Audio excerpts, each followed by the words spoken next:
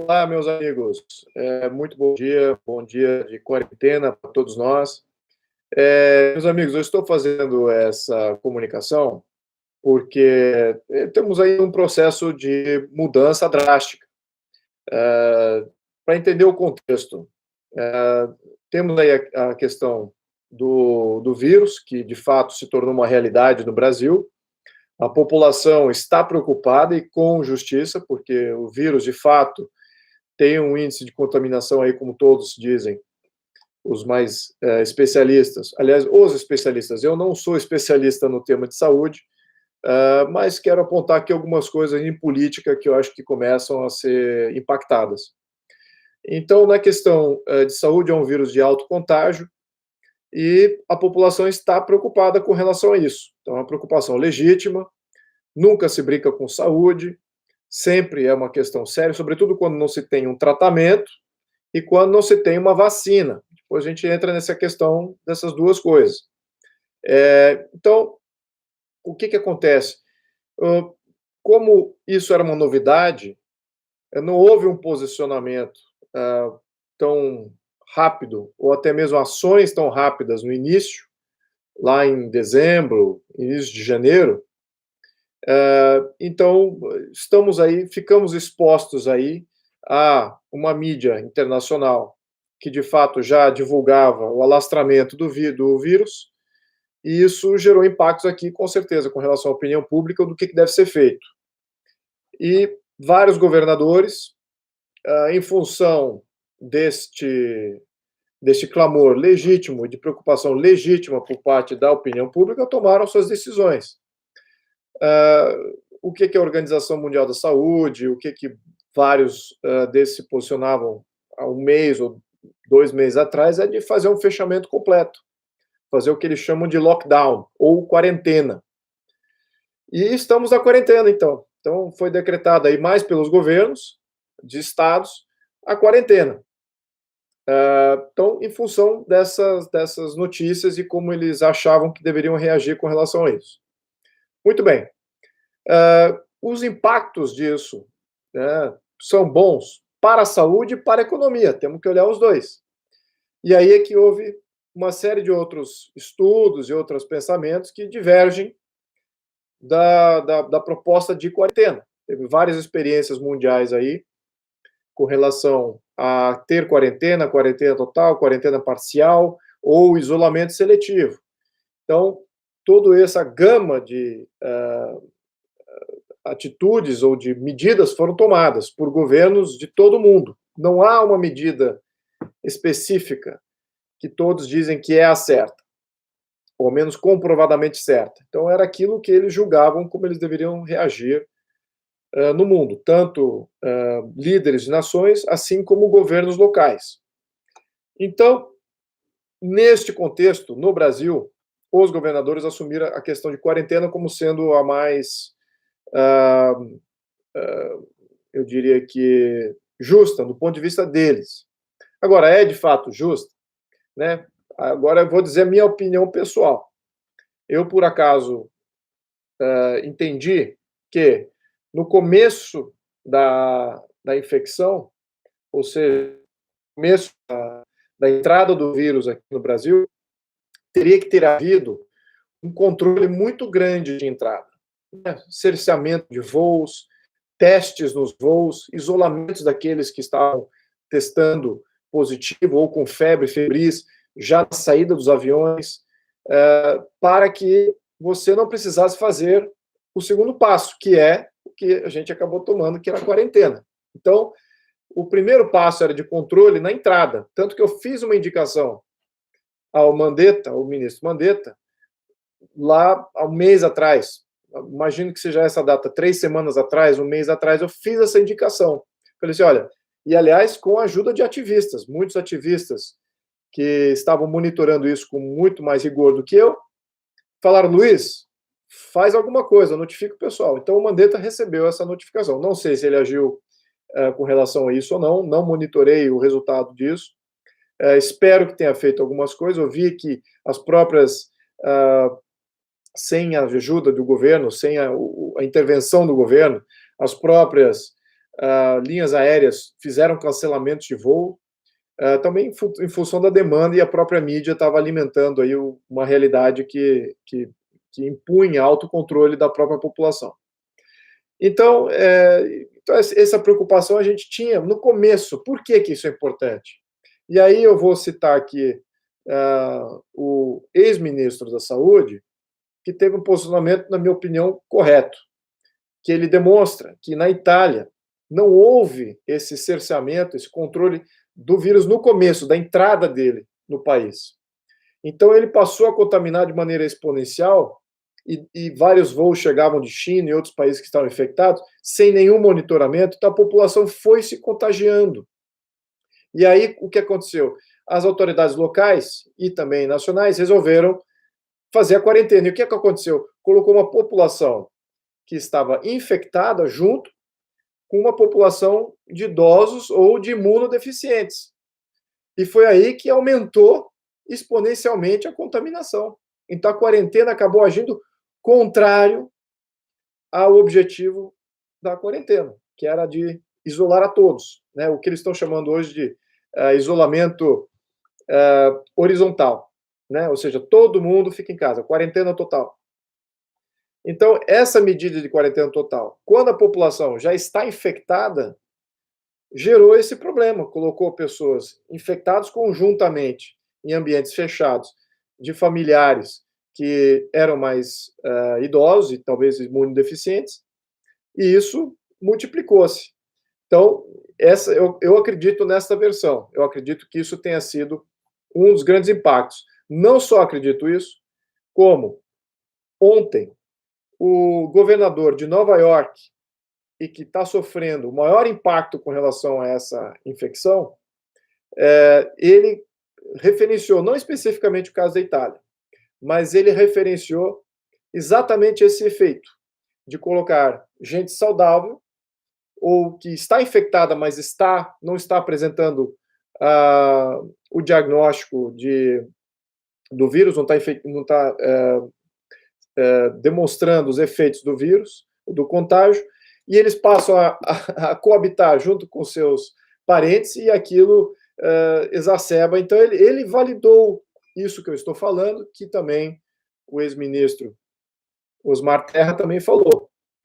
Então, eu acho que é um posicionamento validado, em ação de governo, né? O governo de Nova York já está mudando. Eles estavam em quarentena total, em lockdown, fechamento completo, assim como no Brasil, assim como aqui a cidade de São Paulo, que também é um epicentro, e é um espelho, talvez, de Nova York, não só da cidade, é uma cidade cosmopolita, recebe porto de entrada de vários aqui no Brasil, mas também um estado grande, populoso. O estado de Nova York é o estado mais populoso, ou é o segundo estado mais populoso dos Estados Unidos, e tem um grande centro urbano no centro ali, comandando essa epidemia. Então, neste contexto, temos aí uma validação de que a quarentena horizontal talvez não seja a melhor opção para o Brasil. Sabemos disso agora no Brasil? Na minha opinião, acho que ainda não sabemos. Foi uma decisão tomada pelos governos, não sei se eles estavam cientes dessa possibilidade de estarem contribuindo para a infecção. Na minha opinião, eu acho que podem estar contribuindo sim. Isso é minha opinião. Porque eu não sei se aquela minha indicação de fazer o controle na entrada foi feito. E se o ministro Mandetta tomou essas iniciativas junto às companhias aéreas. Eu imagino que sim. Eu não monitorei isso, para ser totalmente honesto aqui. No entanto, em função de saber ou não, eu acredito que a maioria dos governadores querem fazer o bem. Qual é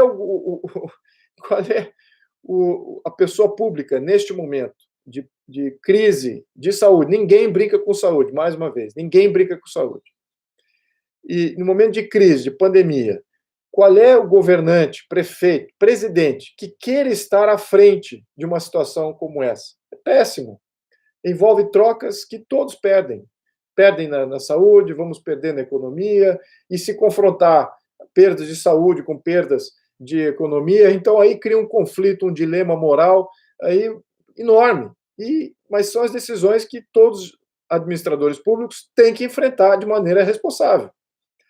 Não podem fugir da reta nessa questão. Então, vamos deixar isso bem claro aqui, vamos tirar aqui a questão política. Tá? Eu imagino que os governadores tenham agido em função de realmente querer fazer o bem público. Talvez alguns, sim, possam ter agido de uma maneira demagógica, querendo explorar isso como um posturamento para ganhar politicamente no futuro. Pode ser, é bem provável. Mas eu não estou aqui eliminando aqueles que querem realmente fazer o bem, baseado naquilo as informações imperfeitas que eles detêm. Muito bem, mas por todos os efeitos práticos aqui, o governo federal, agora, em segunda instância, ou seja, depois que os governos estaduais se posicionaram e criaram seus modelos de segurança, lembrando, a competência da saúde é de todos os entes federativos. É dos municípios, é dos estados, é também da União. Então, todos os entes federativos têm competência com relação à saúde. No questão dos estados, eles até interferiram via Gilmar Mendes para eles poderem manter a quarentena ou fechar as estradas nos seus estados. É uma proposta válida? Olha, os estados também são competentes, junto com a União. Então, temos um conflito aí. Agora, eu sou sempre, do ponto de vista de descentralização, e entendendo que quem conhece mais sobre a questão de saúde, economia e todos os dados e como é que é a dinâmica política, social e econômica de cada fração da entidade federativa são os governadores, são os municípios. Eu sou favorável à descentralização. Então, é uma medida justa que os estados possam fechar os seus estados, se eles assim definirem? Eu acho que sim, é justo. Agora, eu acho que é justo e que eles tenham esse poder, sim, de fechamento. Eu acho sim. Vou aqui dizer que é uma medida acertada. Agora, existe aí uma troca que não é justa. Por quê? Porque falência de empresa e desemprego e crise econômica, o impacto raramente vem para os governadores. É raro que isso afeta os governadores e os municípios. A cobrança de desempregados e de empresas que estão falindo, a primeira cobrança é com a União. Então, aí que tem talvez um aproveitamento desta dinâmica, que todos bem sabem. Né? Os governadores não são políticos que são inexperientes. São muito experientes, sabem como funciona isso. Essa questão de opinião pública. Pode haver demagogia aí? Pode. Mas eu também acho que há uma certa legitimidade aí na questão dos estados controlarem melhor a sua questão de saúde. Se eles estão assumindo o ônus de fechamento dos seus estados e impor uma quarentena que vai criar uma crise social, política e econômica, ok, mas que eles assumam o ônus também, que é o impacto do desemprego, de talvez migração e agora, voltando àquela questão anterior da quarentena horizontal. Talvez a quarentena total não seja o melhor caso e pode até estar contribuindo para um número maior de infecções. Não vou entrar aqui no mérito dessa discussão. Eu vou aqui falar do tema do vídeo que eu estou colocando aqui, que é o que fazer considerando que nós já estamos em quarentena. Então, essas decisões são todas passadas, só queria dar um contexto. Mas agora, o que fazer com relação ok, agora que o governo federal se posicionou, como que os estados, e aí a maior preocupação que eles têm, eles já criaram essa visão pública de que qualquer coisa fora a quarentena total é o risco para a população. Eles já criaram e agora estão prisioneiros dessa própria opinião pública. Eles, os estados, os governadores, estão prisioneiros disso. Eles não podem liberalizar o uso de parques, liberalizar o uso de vias comuns, ou até de alguns serviços essenciais, sem a opinião pública falar, mas peraí, você está nos colocando em risco. Veja o perigo também agora dessa decisão de quarentena. Também tem um impacto aí negativo de como sair da quarentena. Eu acho que é uma propositura, é uma questão válida que todos os governadores vão enfrentar, e por culpa deles, tá? Não vou dizer que foram injustos na primeira decisão, só estou dizendo, agora eles vão ter que honrar ou menos segurar as suas decisões que foram tomadas aí com relação a assumir uma quarentena total. Então, como é que sai? Agora, eu vou pontuar de novo aqui essa questão e vou dar um exemplo aqui que foi dado por um governador lá de Nova York, que, por acaso, eu não estou alinhado ideologicamente com ele. Muito pelo contrário. Eu acho que ele está no campo do adversário. Eu não acredito na ideologia do governador Mário Cuomo. Desculpa, Mário Cuomo era o pai dele. Andrew Cuomo. Eu não acredito na política e na visão ideológica deste governador. Mas eu faço referência aqui a um vídeo que ele submeteu através do New York Times. Espero que o pessoal da minha equipe de gabinete possa fazer o upload desse vídeo e a tradução, porque aí demonstra como um governador tem que se posicionar com relação à saída. Número 1, número 2, número 3, planejamento. Planejamento. Temos que ter um planejamento para a gente sair desse atual momento e entrar numa situação de isolamento seletivo, que é isso que está aludindo o presidente da República, Jair Bolsonaro, Donald Trump também tem adotado a mesma linha, e vários outros países já vêm adotando essa mesma linha. Não quero citar aqui exemplos para não perder muito tempo com isso. Mas então é validado por posturas de outros governantes também. O que é o isolamento seletivo? Então, o isolamento horizontal, ou a quarentena total, todo mundo fica em casa, não importa quem seja. No isolamento seletivo, você isola aqueles que estão infectados ou aqueles que são imunodeficientes ou têm um grupo de risco que já é sujeito a se infectar. Por exemplo, idosos, que é o que está sendo colocado aqui. Crianças, adolescentes e jovens também podem se infectar e ter complicações? Podem sim, porque eles podem ter condições ou alergias ou uma série de outras reações que podem colocar ele aí em uma situação aleatória, fora da curva de infecção, não tenha dúvida. Então, não estou dizendo que é só os idosos aqui, estou dizendo que há pessoas imunodeficientes e não sabemos quem são. Agora, com o isolamento seletivo, há uma condição ali muito importante, é teste. Temos que fazer testes. Então, os governos precisam se preparar para fazer vários testes e fazer o máximo de testes possíveis. O governador de Nova York mencionou que ele tem feito 16 mil testes por dia. 16 mil pessoas por dia têm sido testadas. Então, ele sabe exatamente quem está com o vírus. Então, o que acontece quando você começa a testar é que o volume de pessoas infectadas, que são comprovadamente infectadas, aumenta. Mas você consegue isolá-los antes deles entrarem na população geral e contaminar outros. Então, esse que é o grande benefício. A Alemanha, por acaso, tem um dado importante, em contraste com os dados da Itália. A Alemanha faz esse teste preventivo, esse teste mais propositivo. Então, o que acontece? Os números da Alemanha são bem altos. No entanto, o número de mortes relativo à Itália, por exemplo, são drasticamente inferiores, porque você consegue isolar essa parte da população que tem uma propensão já ou que sabe que vai poder, durante o período, vai ser contagiosa, e você consegue eliminar os entes familiares dessas pessoas. Então, vocês sabem quem eles são. Então, os testes são fundamentais. Para fazer testes, precisa de kits, precisa de uma série de aparelhos aí para que isso seja feito. Então, planejamento para que isso esteja entregue. Isso é fundamental. Então, ele aponta isso no planejamento dele. Lembrando, o governador Andrew Cuomo, ele estava numa situação de quarentena e agora está migrando para uma situação de isolamento seletivo, né, fazendo mais testes. Então, ele já está, eu diria, já com essa visão de fazer a economia voltar.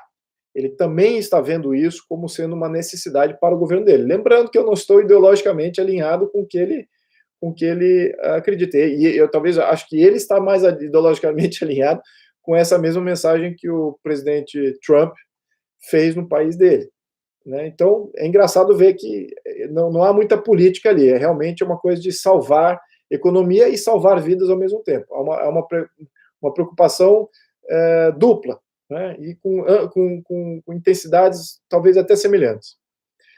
Então, neste quesito, ele faz isso. Eu vou aqui pontuar alguns pontos que é de planejamento com relação a isso, se me permite aqui o óculos.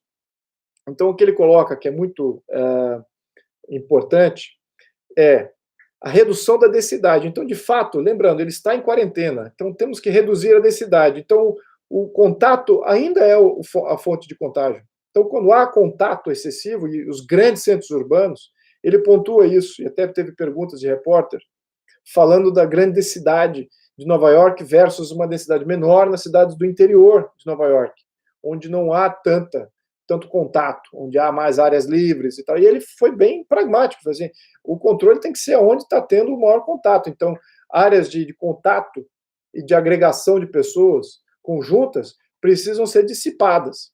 Então, os grandes centros precisam ser dissipados. Aí você fala, poxa, mas eu moro aqui no interior, uma cidade de 20 mil habitantes, não tem nenhum contagiado, preciso tomar esse rigor? Então, naturalmente, você já está num lugar que não tem que ter esse rigor. E eu imagino até que no Brasil, algumas medidas vá nesse sentido, de permitir que cidades de menor densidade, que não tem nenhum contágio ainda registrado, que não precisam fazer um fechamento completo ali. No entanto, que as prefeituras, sobretudo essas menores, têm ao menos como testar a sua população, que aí que é o isolamento seletivo exatamente preconiza isso, que você faça os testes para você saber quem é que está infectado. Então, a redução da densidade, como é que ele está fazendo isso? Bom, ele primeiro está definindo exatamente que áreas é que são de alta densidade. Alguns parques, não todos, alguns parques, alguns shopping centers, talvez escolas. Agora, eu vou dizer talvez. Por quê? Muda de país a país. Por exemplo, na Inglaterra, o Boris Johnson acabou de fazer um pronunciamento. Também antes de ontem, ou ontem, se não me engano. E lá, ele reconhece que eles já estavam com esse isolamento seletivo. Eles já estavam entregando para a população a responsabilidade de se higienizar e mudarem seus hábitos e não ficarem muito próximos. Ele já estava com essa visão. Lá ele teve que tomar uma medida ao contrário disso, ele teve que restringir um pouco mais. Então ele está indo em um fechamento de algumas áreas, fechamento de alguns pubs. Então isso ele foi no sentido contrário, mas talvez até estejam convergindo aqui para uma média saudável entre Nova York e Londres, vamos supor. Então, neste contexto, o que ele falou? Ele falou que, olha, ele entende que as pessoas não podem ficar dentro de casa a todo momento, tem que sair para fazer um exercício ou até fazer uma passeada em algum lugar. E podem continuar fazendo isso, contanto que não se agreguem a grupos maiores, não cheguem perto de outras pessoas.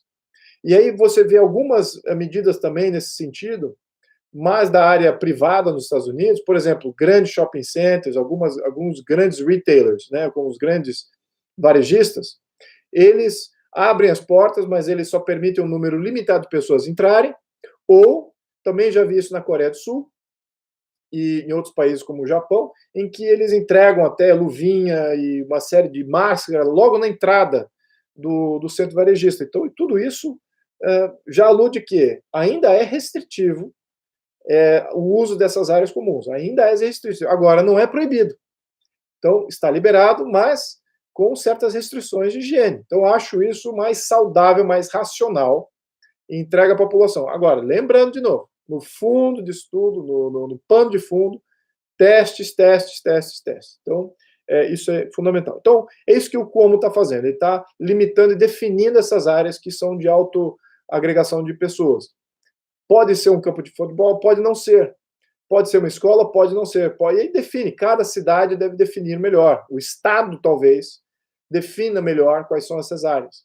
Né? E pode variar de estado para estado. Tem estados rurais que talvez não tenham nenhuma área de contato de pessoas. Tanto que, em algum grupo de comunicação, ficaram preocupados porque faziam mountain biking, faziam enduro, de motocross. Eu falei, olha, no meu raciocínio, no meu ver, se você está numa área rural, totalmente desprovida aí de área de contágio, longe de contato de outros seres humanos, você não está fazendo nada de errado. Não vejo nem como você vai contaminar alguém no meio da floresta ou ser contaminado no meio da floresta. O que pode acontecer, e isso é fato, é de você, se você se machucar fazendo algum esporte desse gênero, alguma passeata, algum esporte de risco, isso possa vir a você ter que entrar no sistema de saúde, e aí você pode ou se contaminar no sistema de saúde, ou tirar o leito de alguém. Agora, também outro dado aqui, em função da quarentena que foi se imposta logo há pouco tempo, talvez cedo aí na nossa contagem, não sabemos ainda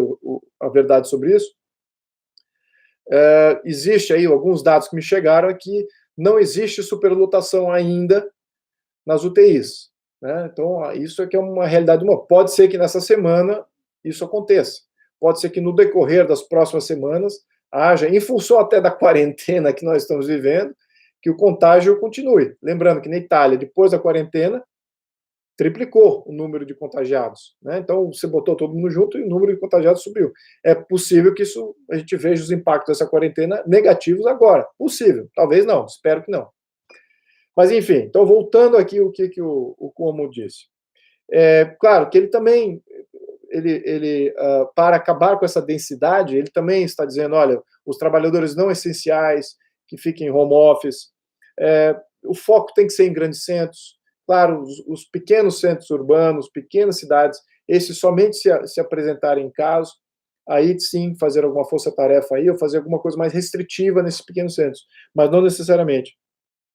E ele até expôs aqui, eu até coloco isso tem que ser através de legislação, ou as empresas e a população local não podem já agir e definir o que é mais saudável. O ideal é isso. O ideal é que as empresas, a população local definam como agir de uma maneira mais condizente com o perigo de uma contaminação e de manter esse alastramento. Agora, o que o próprio Cuomo fala? Ele fala isso, que a maioria das pessoas serão contagiadas.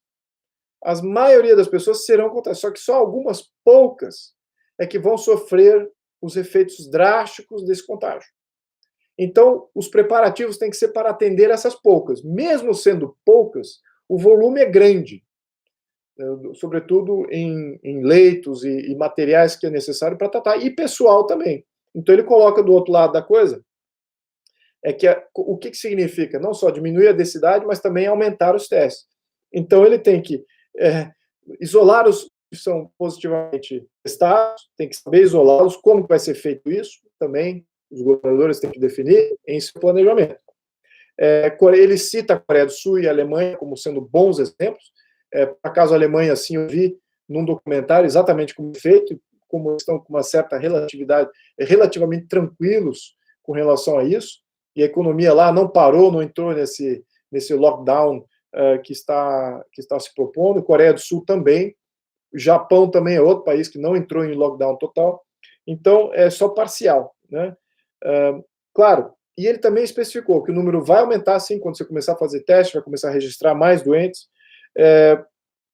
e, claro, precisa de pessoal e leitos, né? Precisa de pessoal para atendimento e leitos para esse pequeno número que vai se infectar. Então, a infecção e o contágio vai ser inevitável. No entanto, as pessoas são saudáveis e boa parte da população ainda vai se manter saudável e um pequeno número vai sofrer efeitos dramáticos. Isso é verdade também. Então, essa realidade não muda, sendo ela de quarentena total também, né? Você vai ter um número de contagiados aí, talvez seja boa maioria como citou, 80% da população de Nova York. Então, não vejo por que seria diferente aqui no Brasil. Então, esses são os dados que foram apresentados ali, tá? Como planejamento de como sair da quarentena total. O que ele mencionou sobre drogas? Então, as drogas de tratamento lá são duas, né? A primeira é que nós estamos escutando aí na web vários especialistas, sobretudo um francês que tem experiência nisso no sul da França, em Marseille.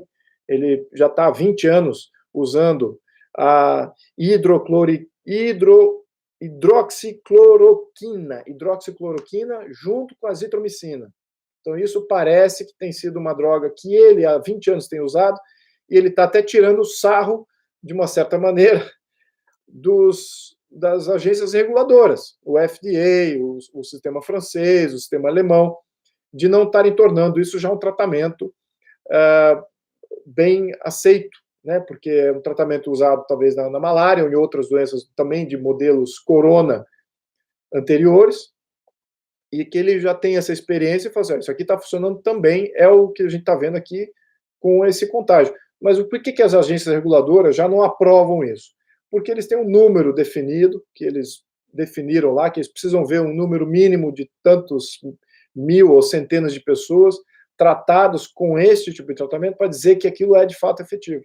Então, aqui, as agências reguladoras, na minha opinião, quem for mais rápido é o que deve levar. Eu até fiz uma proposta de projeto de lei, não sei se vocês me acompanham no meu Facebook ou no meu Instagram, em que se duas agências reguladoras, duas Anvisas de países desenvolvidos, países da OCDE, aprovarem uma espécie de vacina ou tratamento, ela está automaticamente aprovada no Brasil.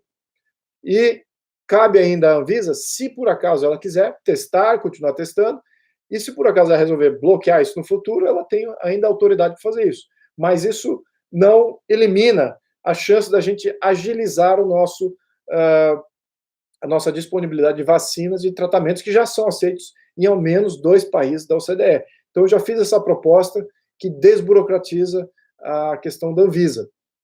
Então, não sei se isso... Vamos torcer, se vocês fizerem apoio, se estiverem de acordo com isso, vamos fazer esse projeto tramitar também. Então, lá tem essa possibilidade. Agora, o que ele também está fazendo, que foi interessante na proposta que ele fez, é que eles estão testando também injeção de anticorpos de quem se contaminou e se curou, e vendo qual é o resultado disso. Também em modelo experimental, mas veja que é um governador adotando um modelo experimental. Ele não está esperando a FDA, ele não está esperando uma Anvisa da vida, ele já está experimentando. Ele está fazendo aquilo que todos os infectologistas, todos os professores de universidade de medicina fazem, né? Mas ele como governador assumindo o protagonismo disso. Muito bem, parabéns para ele. Então ele não só tem a hidroxicloroquina e azitromicina como um potencial tratamento que ele vai implementar, mas tem também esse outro tratamento que é a injeção de anticorpos de pessoas que já adquiriram anticorpos no seu sistema imunológico para combater isso. Então, fica aqui a dica para os governadores. Só para dar um contexto geral, ele também cita que, de fato, temos que equilibrar a economia junto com a questão de saúde, e cita que no mundo, faz referência ao que está acontecendo no mundo, são 350 mil casos, dos infectados, 350 mil infectados no mundo inteiro, sendo que 100 mil já se curaram e 15 mil mortes. Então, obviamente, número ruim, 15 mil mortes, agora, relativo aos outros, sem dúvida, aí é muito inferior. Enfim, ele faz essa relativização. Então, meus amigos, o propósito deste vídeo é o seguinte: estamos numa situação de quarentena e temos que sair para uma situação de isolamento seletivo. Como fazer isso? Como eu mencionei, planejamento. Discorri aqui sobre algumas coisas que o governador Cuomo tem usado. Gostei muito do vídeo dele, eu vou colocar junto no meu YouTube aqui, espero que haja uma tradução para que todos possam ver como abordar essa questão de uma maneira extremamente pragmática, não política, e alinhando interesses estaduais com interesses federais, os diálogos ali, várias das perguntas que ele responde, mostra esse comprometimento de alinhamento, quem é melhor para comprar as drogas, né, ou as máscaras e os kits, se os governos têm que competir entre si para os fornecedores, ou se o governo federal como faz uma compra de máscara para todos. Então, é uma dinâmica muito positiva. Eu espero que nós cheguemos lá, porque isso afeta a todos, afeta o governo federal, afeta o governo estadual, municipal, e afeta toda a população. Eu sou favorável a isolamento seletivo, mas eu sou mais favorável ainda a ter planejamento para tudo. Talvez é o meu perfil, mas planejamento, planejamento, planejamento. Esse aqui que é o meu recado desse vídeo. Meus amigos, muito obrigado, muito bom dia, e essa ideia, tá? Estamos juntos nessa bandeira, e que não é brincadeira nenhuma, mas nessa situação, e espero que os representantes aí tenham luz de conversar de uma maneira bem pragmática. Um grande dia para todos nós.